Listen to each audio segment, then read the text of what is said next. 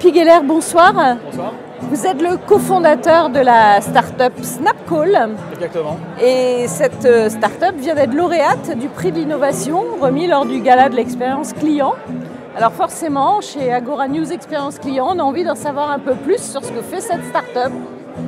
Alors je l'ai cofondé avec Thomas, Thomas qui est mon associé depuis à peu près 12 ans. On a déjà monté plusieurs structures et ça fait à peu près 2 ans qu'on a monté, un peu plus de 2 ans qu'on a monté Snapcall. On est parti de 2 expériences communes, c'est-à-dire que lui sur le web, moi sur la partie technologie de centre d'appel. Et on a voulu créer une expérience voix qui soit complètement différente, vraiment digitale et contextuelle. C'est-à-dire qu'on pense que demain, la vision, c'est que les gens ne composeront plus un numéro de téléphone pour appeler. Ils vont tout simplement aller sur un parcours digital, sur Internet, et à un moment donné de leur navigation, pour une raison ou pour une autre, ils vont appuyer sur le bouton et rentrer en contact directement avec la bonne personne, sans composer de numéro de téléphone ou sans taper 1, 2, 3. Et Ils vont téléphoner à partir du mobile, de la tablette ou de l'ordi. Exactement, simplement, avec tout le contexte qui sera attaché à leur navigation. Et donc vous, qu'est-ce que vous leur proposez? C'est quoi? C'est une interface? Enfin, ça marche comment? Effectivement, on est une plateforme SaaS et on propose effectivement aux sites et aux entreprises de pouvoir apporter ce trafic-là, enfin rapporter ce trafic de leur site web ou application mobile vers soit leurs centres d'appel existants, puisqu'on ne veut rien casser de l'existant, soit dans des CRM tels que Zendesk. Et le but pour nous, c'est vraiment, avec notre plateforme, de créer ça rapidement. En moins d'une demi-heure, on peut être en place sur un site. Et ce qui est intéressant ensuite avec les e-commerçants ou les personnes qui ont des grosses plateformes, c'est de pouvoir travailler l'expérience pour pouvoir de mieux en mieux qualifier les appels qui vont arriver à leur centre d'appel, ou leur service client, ou leur vente.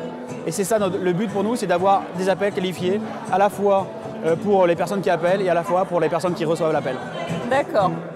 Et alors, elle en est où, Snapcall, aujourd'hui, de son parcours? C'est en termes de nombre de clients, de perspectives de développement, de projets, vous en êtes où, là, aujourd'hui?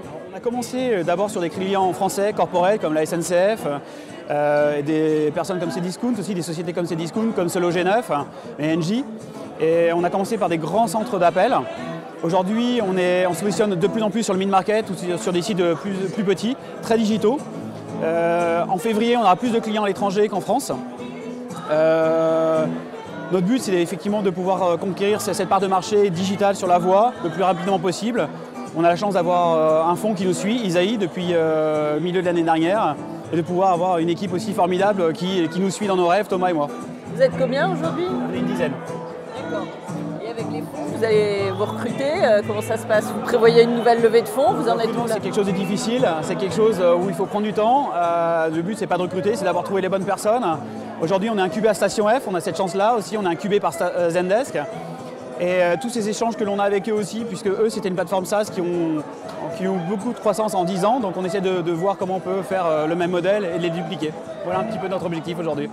Très bien, eh bien, écoutez, bonne chance.